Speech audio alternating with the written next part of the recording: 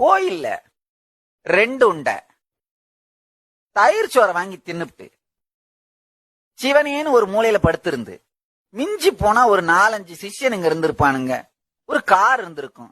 நான் பாட்டுக்கு வாய்க்கு வந்ததை எதையோ ராமா கிருஷ்ணா கோவிந்தான்னு 4 பேருக்கு நல்லதை சொல்லிவிட்டு அப்படியே இருந்திருப்பேன்லடா. என்னைய போய் அடி அடி அடின்னு அடிச்சா நான் என்னதான் பண்ணுவேன்? நான் ஒரு பரதேசிடா. பரதேசிகளை எல்லாம் அடிக்கப்படாதுப்பா. அவங்க பாட்டுக்கு வாழ்ந்துட்டு போறாங்கன்னு விட்டுறணும். செட்டி வீட்டு 1001 ரூபா கூலிக்கு பொட்டி அடி பையனா நான் பெங்களூர் போனவங்கய்யா. அங்கேயும் இருக்க விடாம அடி அடி அடின்னு ரவுண்டு கட்டி அடிச்சா நான் என்னத்தான் பண்றதுங்கய்யா?